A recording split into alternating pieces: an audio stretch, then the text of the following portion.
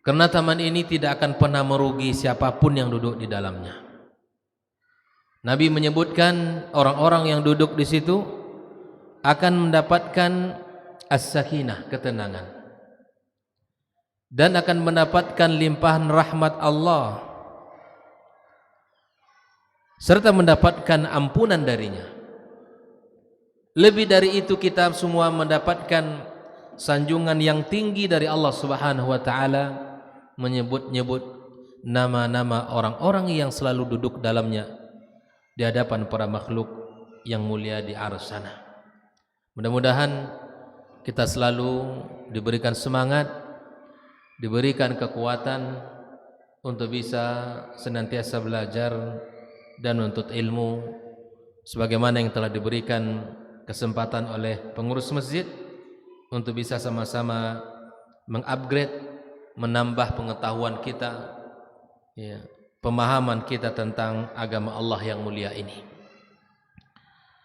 Kemudian kita ucapkan salawat dan salam untuk Nabi kita Muhammad alaihi salatu wassalam, yang mudah-mudahan kita semua mendapatkan syafaatnya pada hari yauma la yanfa'u malun wala banun illa man atallaha biqalbin salim. Di awal pertemuan ini, al-faqir ilallah selalu mengingatkan diri dan kepada seluruh jamaah kaum muslim dan muslimat dimanapun berada, agar senantiasa kita ingat akan satu hari yang pasti di mana akan berdirinya kita di hadapan Allah Subhanahu wa taala. Hari tidak bergunanya harta, hari tidak lagi bisa kita banggakan anak dan keturunan. Hari itu yang selamat adalah orang-orang yang datang kepada Allah dengan hati yang penuh dengan keimanan, jauh dari kesyirikan. Orang-orang yang tunduk dan patuh kepada Allah Subhanahu wa taala. Hari di mana Allah Subhanahu wa taala mengumpulkan kita di hadapannya. Oleh itu, ikhwah fillah rahimakumullah, ketika kita mengingat akan kehidupan kita ini, bahwa semuanya akan berakhir, semuanya akan usai, maka al-kayyisu man dana nafsah wa amila lima ba'dal maut. Nabi menyebutkan di antara orang yang cerdas itu, kata Rasul, adalah orang-orang yang selalu menundukkan hawa nafsunya, yang selalu bisa mengontrol hawa nafsunya, dan yang kedua, berbuat untuk kehidupan setelah kehidupan dunia ini. Orang yang berfikir akan bekal yang ia bawa menuju Allah itu orang cerdas. Orang yang selalu berusaha mengekang hawa nafsunya untuk tidak mengikuti keinginan-keinginan hawa nafsunya, itu orang cerdas. Maka kita berusaha untuk menuntut ilmu ini, kemudian kita berusaha untuk bisa berbuat dan berbekal diri untuk menuju Allah Subhanahu wa taala.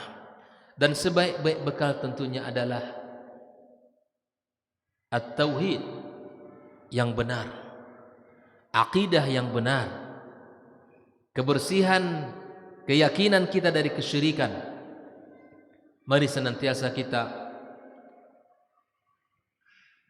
proklamirkan tauhid kita, keyakinan kita kepada Allah Azza wa Jalla. Kita ikrarkan bahwa kita ini adalah muslim yang taat, muslim yang patuh kepada Allah dengan tauhid yang benar dan jauh dari kesyirikan. Kaum muslimin dan muslimat rahimakumullah, kembali kita akan membaca kitab ini, kitab yang berbicara tentang peran rumah di dalam pendidikan anak kita. Karena kalau kita berbicara tentang keluarga, maka ada 4 poin besar.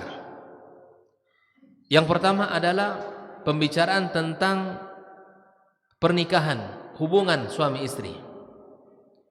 Itu sudah kita bahas ya, pada pertemuan sebelumnya tentang bagaimana hak dan kewajiban. Yang kedua, berbicara tentang pengasuhan.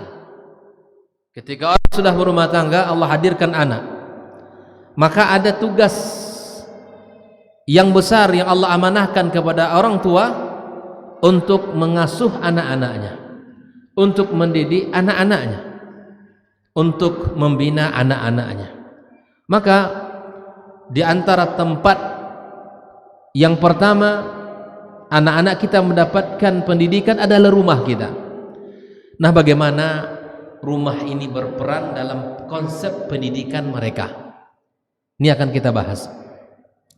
Yang ketiga, poin besar tentang pembicaraan keluarga itu adalah tentang harta.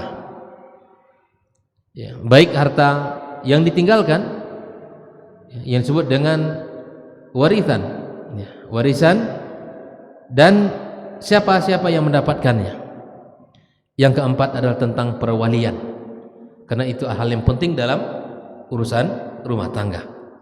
Ikhwah fillah rahimakumullah, kita masuk pada bagian yang kedua, karena pembahasan tentang suami istri sudah kita bahas pada pertemuan sebelumnya beberapa tahun yang lewat. Kita masuk kepada pembahasan yang kedua, yaitu pembahasan pendidikan anak yang dilakoni oleh pasangan suami istri, oleh ayah dan bunda. Tempatnya di mana? Adalah di rumah mereka. Karena pendidikan anak itu, di mana mereka mendapatkan ilmu pengetahuan, ada 3 mata rantai yang tak boleh putus. Yang pertama adalah rumah, sebagai lembaga pertama dan utama anak mendapatkan ilmu pengetahuan.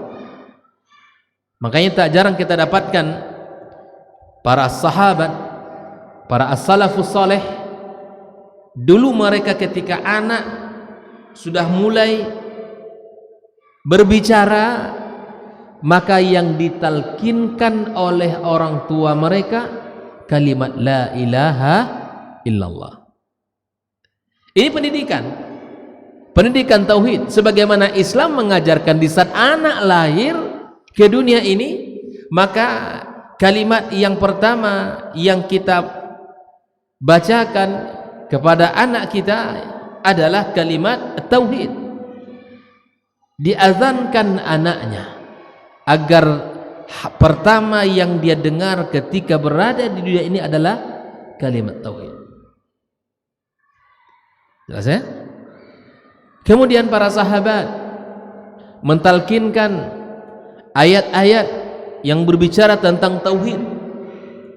Para sahabat dan as-salafus saleh yang mengajarkan kepada mereka beberapa hadis-hadis Rasulullah sallallahu alaihi wasallam, dan itu adalah sebagai bentuk peran yang dilakoni oleh mereka.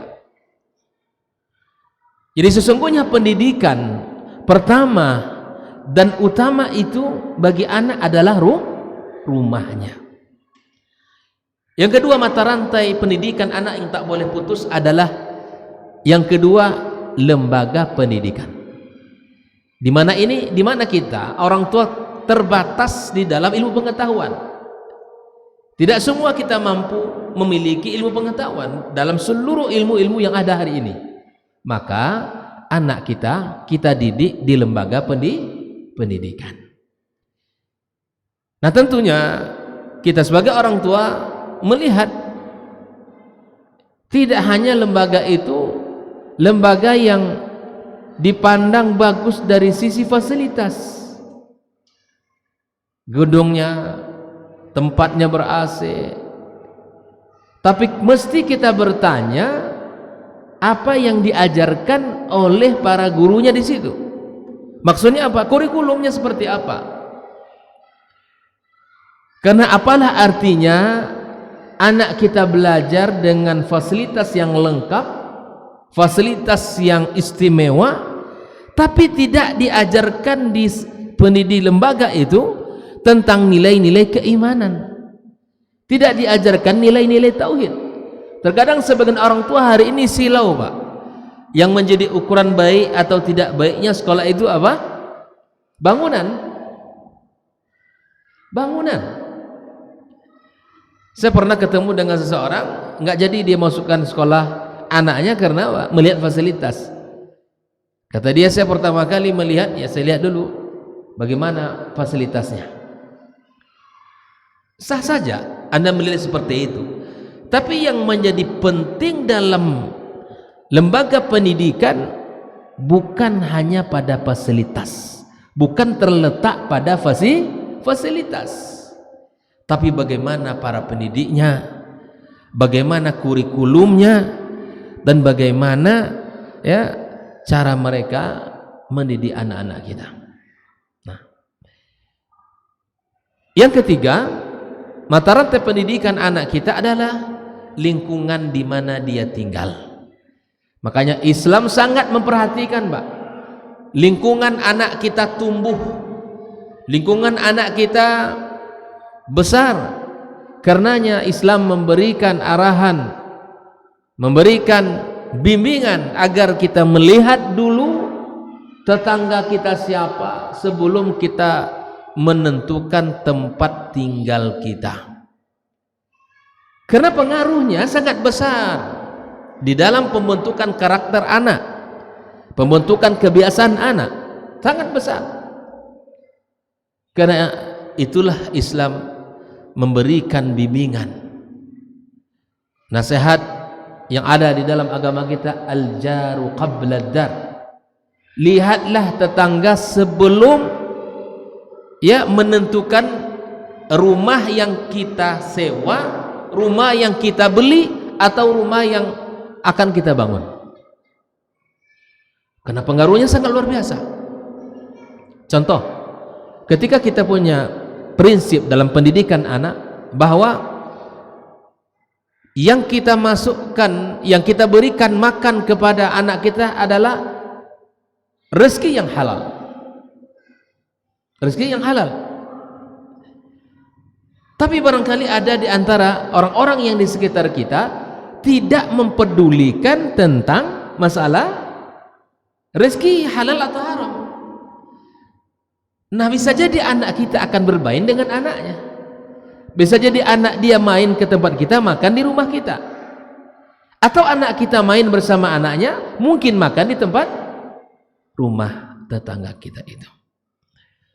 Maka ikhwafillah, ini salah satu contoh saja kebiasaan kita di rumah. Tidak membiasakan anak kita menonton televisi, bahkan di rumah kita tidak ada televisi misalnya, tapi di rumah tetangga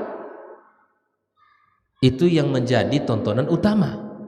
Itu akan bertolak belakang dengan kebiasaan rumah kita, dan masih banyak hal-hal negatif yang akan didapat oleh anak-anak kita. Ikhwafillah rahimakumullah. Maka disinilah kita akan berbicara tentang bagaimana peran rumah. Nah, di dalam kitab ini ada peran yang dilakoni oleh rumah dalam pendidikan ar-ruhiyah.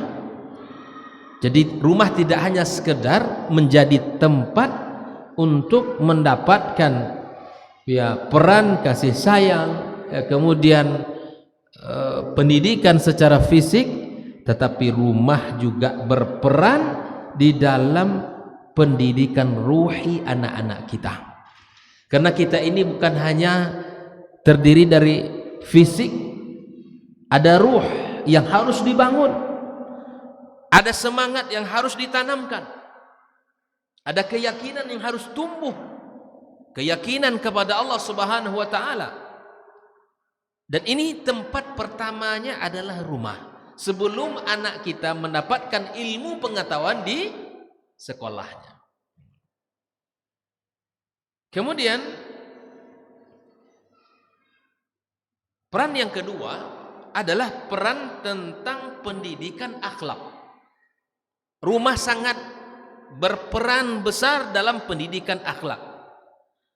Tentu orang yang paling pertama yang memberikan pendidikan akhlak itu adalah siapa? Orang tuanya. Ibaratnya mereka akan mendapatkan pendidikan akhlak suri tauladan ya qudwah hasanah dari orang tuanya. Dari orang tuanya. Di mana inilah hal yang sangat utama. Makanya orang tua itu adalah ya qudwah bagi anak-anak. Bayangkan kalau kedua orang tua tidak sevisi, kalau orang tuanya tidak akur, hari-hari terjadi percekcokan atau hal-hal yang membuat hati anak terkaget melihatnya.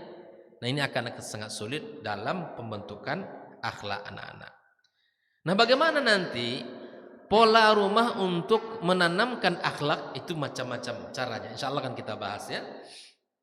Yang jelas yang pertama adalah contoh tauladan dari orang tua.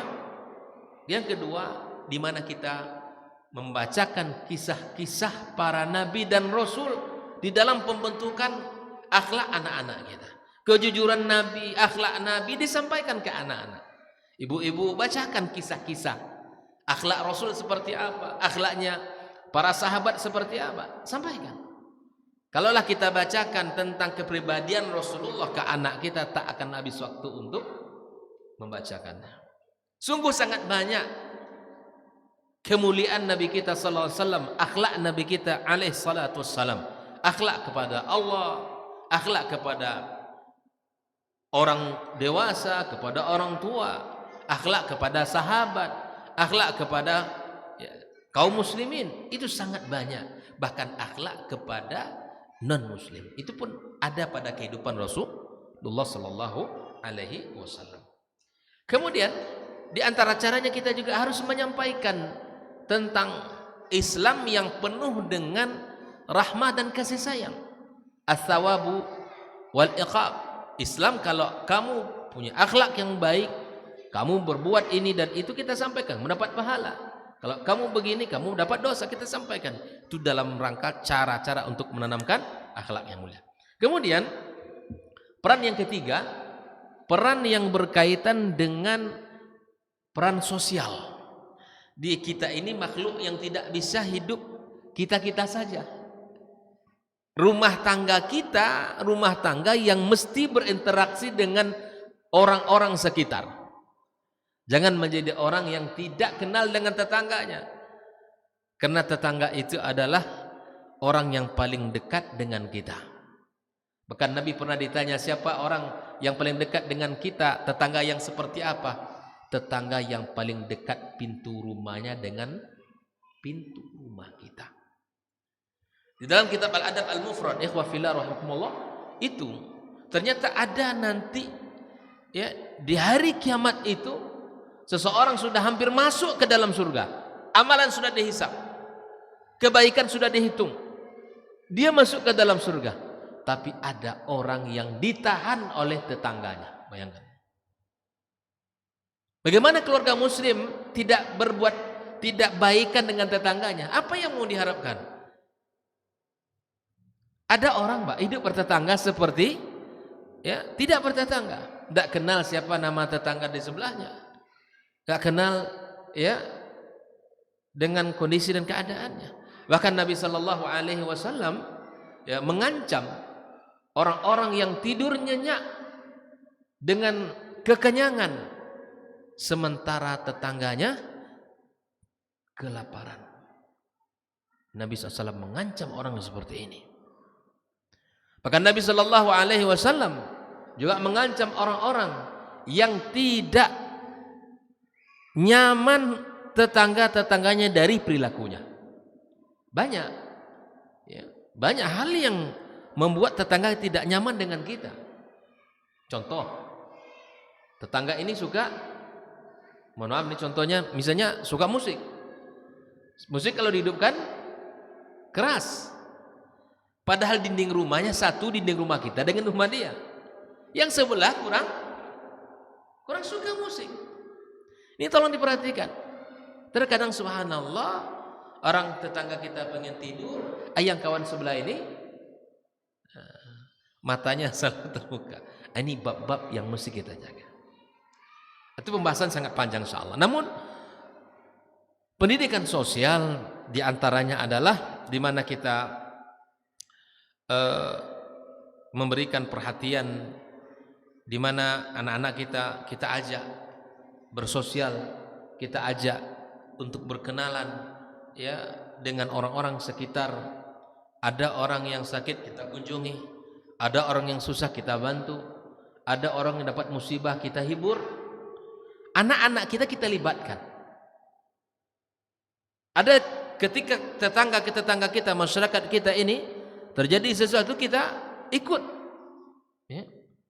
Kita ikut, kita ajak dan kita libatkan anak-anak supaya mereka ini bisa berinteraksi sosial. Ya. Kemudian pendidikan, peran yang keempat yang mesti dilakoni oleh rumah adalah tentang peran ekonomi. Ini maksudnya adalah tentang anak kita ajarkan. Anak kita ajarkan tentang ekonomi, keuangan. Yang jelasnya bahwa kita mengatur pendidikannya supaya tidak menjadi anak yang boros di dalam berbelanja. Juga kita sampaikan kepada anak-anak kita bahwa kita tidak boleh mengambil hak orang lain dan seterusnya. Insyaallah pendidikan itu akan kita bahas bersama insyaallah. Kemudian peran berikutnya adalah tentang peran fisik. Jadi tidak hanya pendidikan ruhi, tidak hanya pendidikan akhlak, tidak hanya pendidikan sosial, tidak hanya pendidikan ekonomi, tetapi anak kita ya mesti kita didik dengan pendidikan ya fisik, kesehatan. Anak ini ya mesti dilatih. Anak ini mesti dikuatkan fisiknya, dilatih. Ya. Ini ada orang tua pegang tanah aja sedikit anaknya sudah, masya Allah, risaunya luar biasa. Ada. Padahal Islam. Atau mandi hujan, anaknya sedikit langsung teriak orang tuanya, jangan mandi hujan nak. Nanti kamu demam. Enggak. Nabi nyuruh kalau hujan turun itu berkah. Ingat deh Pak ya, waktu kecil dulu kita masya Allah ya, anak hari ini ya Allah. Kita kemana? Enggak, kita pergi dulu waktu kecil, itu kan? Ke sungai, ke danau, ke parit-parit, main bola. Kita dulu main bola gimana? Habis MDA, habis sekolah, ambil bola plastik, itu kan? Bola kara, mesti ingat sih. Lemparkan, kejar sama-sama. Hujan kah, panas, main. Tapi anak hari ini main bolanya di handphone. Main game. Suara teriakan gol, rupanya main game.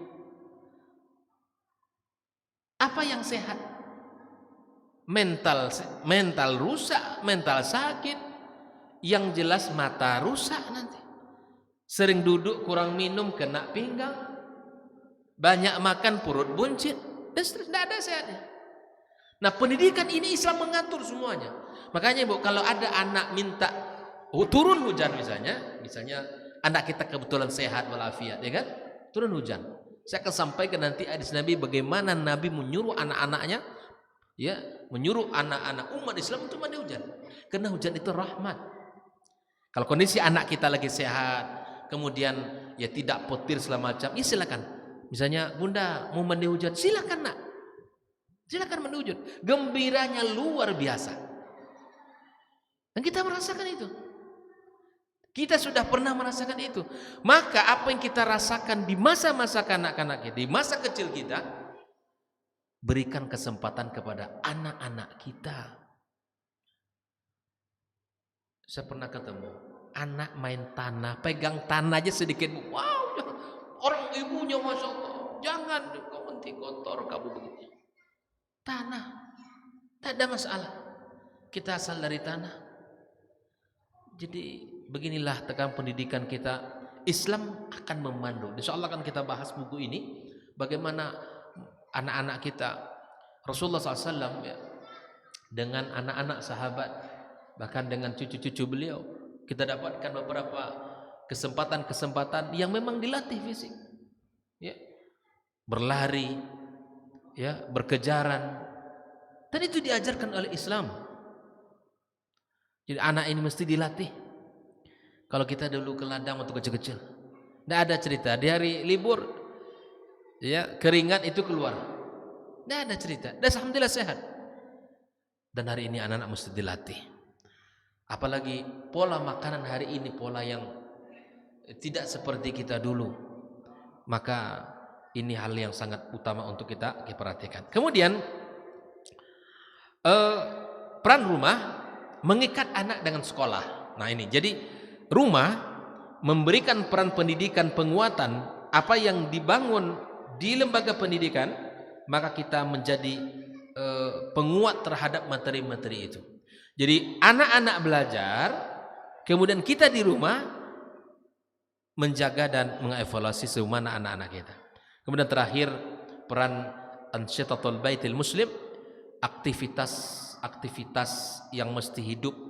Jadi rumah itu tidak hanya sekedar makan kemudian tidur ya, tapi ada banyak kegiatan-kegiatan yang juga kita melibatkan anak-anak kita. Contoh disebutkan di sini puasa sunnah misalnya, anak kita ajak untuk puasa sunnah. Misalnya yang sudah balik, kita bundanya, ayahnya puasa sunnah. Kegiatan-kegiatan yang melatih pendidikan, seperti misalnya kita dalam majelis ilmu, di rumah kita punya majelis. Umar bin Abdul Aziz itu punya majelis dengan anak-anaknya. Punya majelis. Masih sempat mendengarkan bacaan-bacaan Al-Quran dari anak-anak beliau. Ini peran yang hilang hari ini dalam rumah tangga kita. Seorang khalifah, pemimpin umat yang adil, kesibukan mengurus umat tidak menghalangi dia untuk mengurus anaknya. Maka mari kita sama-sama evaluasi. Kemudian ada masa-masa an-nuzhah warihlah, kegiatan rumah. Ya kita ajak anak-anak kita selesai ujian nanti misalnya kita bersama ya rihlah keluarga, atau kita berkunjung balik kampung dengan tujuan silaturahim. Di samping itu kita menikmati ya kebersamaan, keakraban dengan anak-anak kita. Ini mesti ada kegiatan begini. Ikhwah fillah rahimakumullah. Inilah diantara ya isi buku yang akan kita baca ke depannya. Kemudian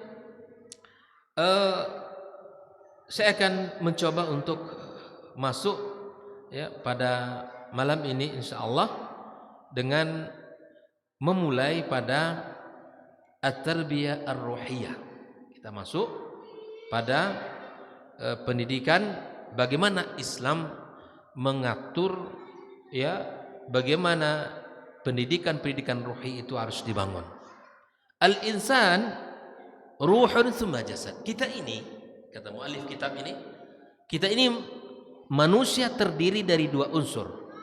Jasad, fisik, zahir, dan ruh. Ya. Waruhu ahamu minal jasad. Ruh itu lebih utama daripada jasad. Makanya pendidikan kita tidak hanya pendidikan fisik, Pak. Kita tidak hanya sibuk dengan pendidikan fisik anak kita.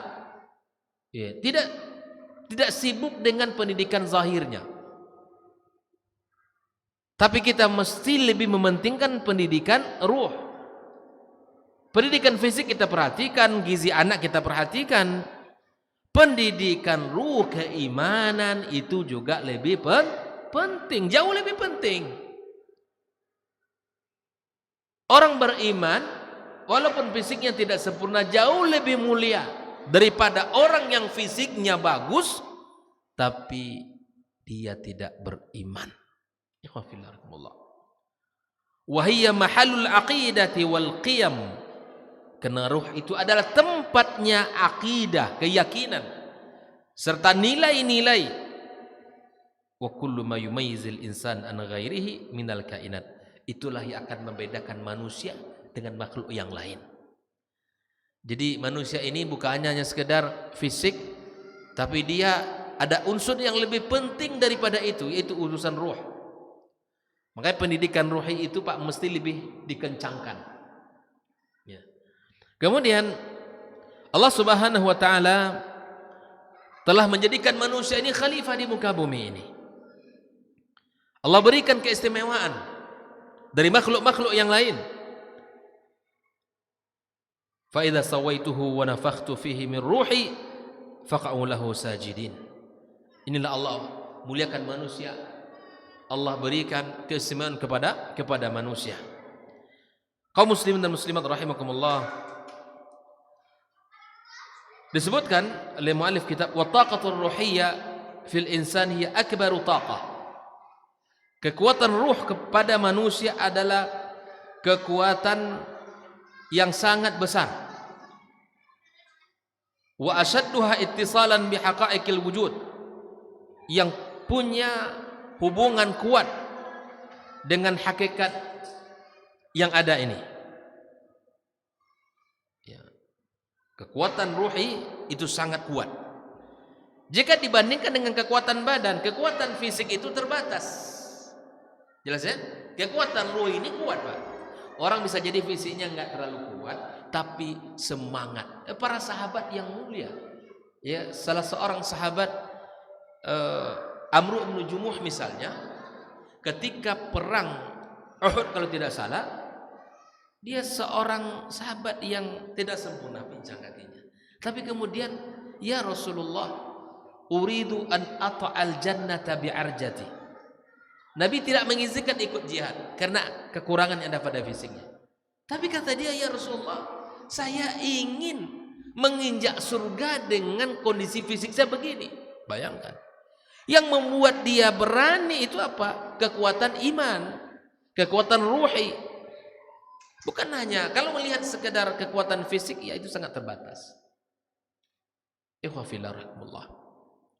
Masih banyak kisah-kisah dalam kehidupan para as-salafus saleh yang menunjukkan ketika ruh itu kuat.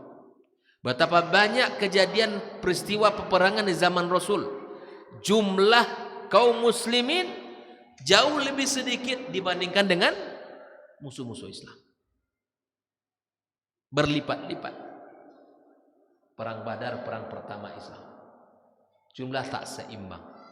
Tapi kekuatan ruh, kekuatan iman yang ada pada dada para sahabat Nabi yang mulia, dengan izin Allah Azza wa Jal, Allah berikan kemenangan kepada mereka.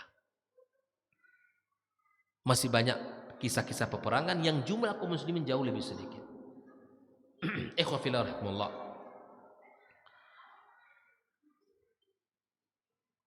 Birruhi idzan kana al-insanu insana.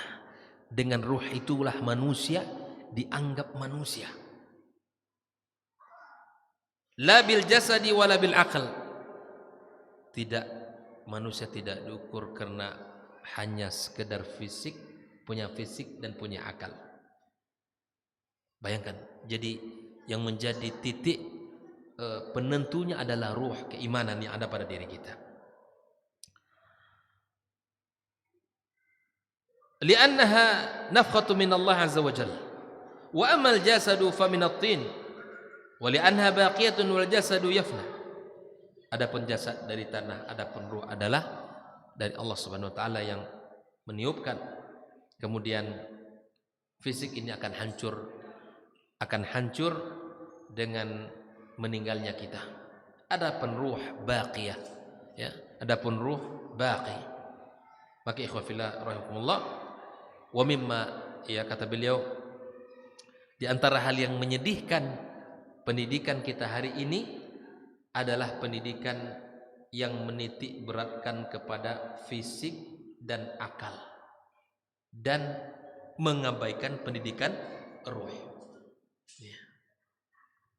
Kita hanya melakukan pendidikan fisik dan akal, tapi mengabaikan tentang pendidikan ruh. Ikhwah fillah rahimakumullah. Kemudian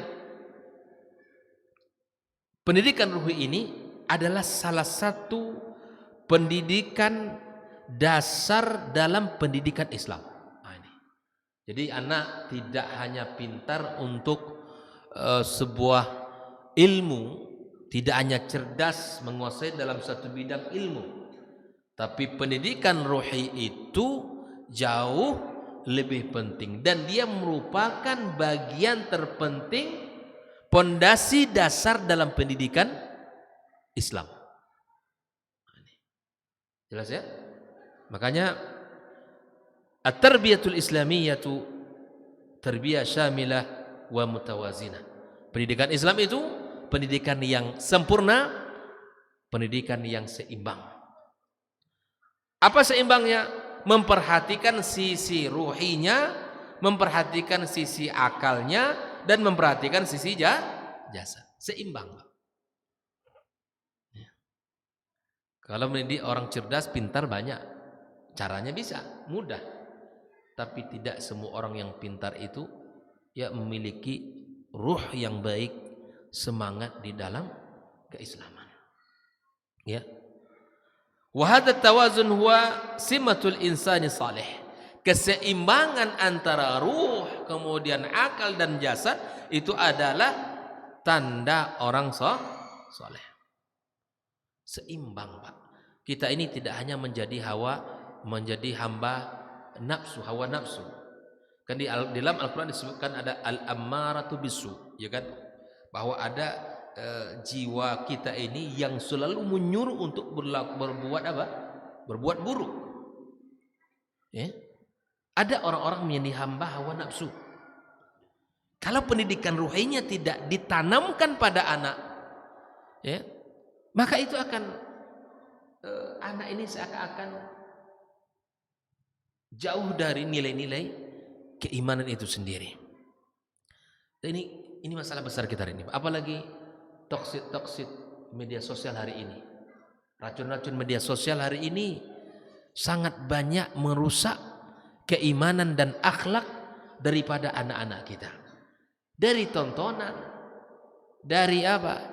Hari ini orang menilai bahwa kesuksesan itu selalu diukur dengan materi. Bahkan orang untuk mencari uang hari ini tidak malu menjual agamanya.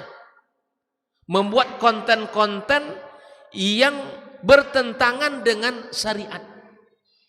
Obrolan-obrolan ya, itu tidak mencerminkan obrolan orang beriman. Konten-konten yang dikeluarkan olehnya tidak mencerminkan seseorang yang beriman. Yang penting dapat uang. Inilah kalau pendidikan ruhinya kering dalam pendidikan Islam. Karena hari ini coba lihat, mau di YouTube-nya, mau di TikTok-nya, mau di Instagram-nya, mau di Twitter-nya, lihat. Kalau orang beriman, silakan menggunakan kemajuan media sosial. Karena itu adalah bagian yang tak boleh kita abaikan. Tapi orang beriman tidak boleh menjual dirinya di situ. Menjual kemuliaan dirinya. Merendahkan dirinya, melanggar agama. Ini virus besar dalam pendidikan kita. Kalau anak-anak kita hari ini tidak diberikan pendidikan ruhi, tidak kita kontrol, tidak kita kawal, maka saya khawatir akan menjadi anak-anak yang kebablasan. Ikhwah fillah rahimakumullah. Ini perlu kerjasama kita antara pasangan suami istri. Oke. Kalaupun ada anak-anak kita yang bikin konten, nasihatkan, buatlah konten yang bermanfaat, nak. Buatkan konten yang bermanfaat. Kalau ingin buat sesuatu yang bisa membuat kita ya berbahagia, dalam artian mendapatkan pahala. Jangan sampai konten-konten itu membuat kita berdosa di sisi Allah Subhanahu wa taala. Yang penting pengikutnya banyak, kemudian nanti dapat uang. Waliyadzubillah. Jangan ya. Inilah salah satu kemerosotan dari nilai-nilai pendidikan rohi, bahwa sepanjang di mana orang menilai kesuksesan, kehebatan, apalagi kemuliaan dipandang dari sisi materi, semuanya diukur. Islam tidak seperti itu, ikhwah fillah. Islam tidak seperti itu. Nabi sallallahu alaihi wasallam telah menyebutkan Innallaha la yanzuru ila suwarikum wa ajzamikum. Allah tidak melihat bentuk rupa kalian. Walakin yanzuru ila qulubikum. Allah melihat kepada hati kalian, kata Nabi sallallahu alaihi wasallam.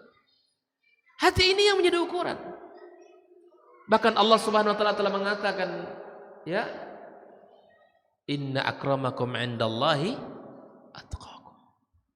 Ini pendidikan ruhi yang mesti kita tanamkan. Nah, kemuliaan itu bukan ada pada penampilan. Kemuliaan itu bukan ada pada hal yang tampak zahir. Tidak dinilai dari pakaiannya, tidak dinilai dari sepatunya, tidak dinilai dari kendaraannya. Tapi kemuliaan itu dinilai dari sisi ketakwaan seseorang kepada Allah. Ini pendidikan ruhi. Orang tua tak boleh berhenti mengingatkan hal seperti ini di rumah. Para pendidik, para guru di lembaga pendidikan ingatkan, kaitkan mereka ini dengan Allah Subhanahu wa taala. Selalu kaitkan setiap aktivitas kita dengan Allah. Jangan sekedar kita dialog urusan-urusan makan minum saja, tapi jadikan di antara terpenting poin-poin pembicaraan dalam rumah tangga kita adalah pembicaraan tentang iman, pembicaraan tentang Allah, tentang Islam, tentang Rasulnya sallallahu alaihi wasallam. Kalau begitu Ustaz, bagaimana kalau kami ini tidak banyak ilmu? Makanya belajar. Dan dalam kehidupan rumah tangga, sekali lagi ikhwah fillah rahimakumullah, kehidupan yang melelahkan ketika dalam rumah tangga itu adalah ketika kedua pasangan tidak sejalan. Itu yang paling melelahkan. Suami semangat untuk berbenah diri, belajar agama, tapi istri tidak mau belajar. Atau istri semangat untuk hijrahnya tinggi, tapi kemudian suaminya tidak mau untuk berbenah dan untuk berhijrah. Belajar agama, belajar ilmu tentang pendidikan enggak mau. Ini hal yang paling melelahkan dalam kehidupan rumah tangga. Maka kita, yang paling kita butuhkan dalam pendidikan adalah ilmu. Termasuk dalam kehidupan rumah tangga, yang paling terpenting adalah ilmu. Karena kalau tidak ada ilmu, ya beginilah, semuanya bebas, semuanya ya boleh melakukan apa saja seakan-akan tidak ada batasannya. Ikhwah fillah rahimakumullah. Kemudian dirinci oleh pengarang kitab ini, pendidikan ruhi itu ada beberapa level-level. Yang pertama, pendidikan ruhi itu dimulai sebelum anak kita lahir. Jadi pendidikan ruhi itu tidak hanya sekedar setelah anak kita lahir, tapi bisa dimulai sebelum anak kita lahir. Yang bagi ayatazawajal muslim biniyati ta'atillahi wa rasulih, niat orang berumah tangga itu adalah untuk Allah dan Rasul, untuk menjalankan perintah Allah dan perintah Rasul. Yang kedua, dia berumah tangga dengan cara untuk menjaga diri dari kemaksiatan. Maka sejatinya orang menikah itu adalah orang yang selamat sejatinya. Tapi banyak orang menikah ya kemudian masih tetap mencari jalan yang haram. Kemudian di antara ya hal yang diinginkan dari pernikahan adalah mendapatkan keturunan. Karena sesungguhnya keturunan itu adalah kehidupan kedua kita. Mereka lah yang akan melanjutkan estafet perjuangan kita, estafet kebaikan-kebaikan kita. Makanya Nabi sallallahu alaihi wasallam ketika seorang anak Adam meninggal dunia, terputuslah amal kecuali 3. Salah satunya apa? Waladun salihun, anak yang saleh. Nabi menyebutkan anak yang saleh. Nabi tidak mensifati anak yang kaya, anak yang cerdas saja, anak yang imut saja, anak yang lucu, tetapi anak yang soleh. Anak yang soleh itulah yang tak akan pernah putus berdoa untuk orang tua. Ikhwah fillah rahimakumullah. Maka di antara proses pertama dalam pendidikan ruhi dalam rumah tangga itu sebelum lahir, Sebelum lahir itu gimana caranya? Dengan cara mencari seorang ibu yang saleh, yang beriman dan bertakwa, yang baik. Sedikit lagi ya. Ikhwafillah.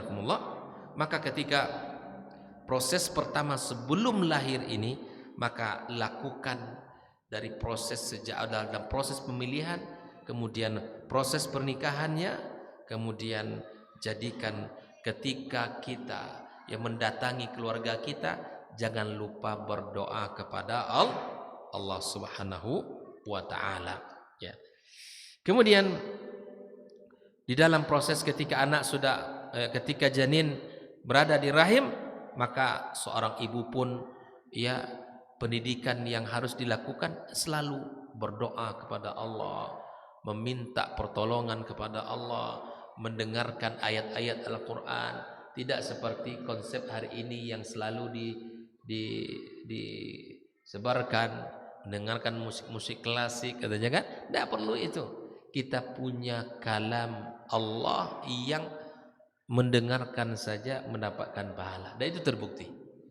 Banyak penelitian menyebutkan ya, orang-orang yang mendengarkan kepada anaknya itu Al-Qur'anul Karim, maka itu sangat luar biasa dalam perkembangan anak tersebut. Ikhwafillah rahimakumullah. Lalu kemudian ada pendidikan tarbiyah ruhiyah setelah lahir, insyaallah akan kita bahas pada pertemuan berikutnya. Tutup di mana? Barakallahu fikum. Insyaallah akan kita urai apa yang mesti dilakukan setelah anak lahir, bagian dari bentuk pendidikan ruh ya, pendidikan ruhi. Barakallahu fikum. Semoga Allah Subhanahu wa taala berkahi pertemuan kita, dan Allah berikan kemudahan-kemudahan bagi kita untuk selalu bisa duduk dalam majelis ilmu. Wassallallahu ala nabiyyina Muhammadin wasallam. Wa subhanakallahumma bihamdika asyhadu an la ilaha illa anta astaghfiruka wa atubu ilaik. Wassalamualaikum warahmatullahi wabarakatuh. Dr. Dasman Yaya Ma'ali LCMA Hafizahullah, Dr. Helmi Basri LCMA Hafizahullah, Dr. Hidayatullah Ismail LCMA Hafizahullah.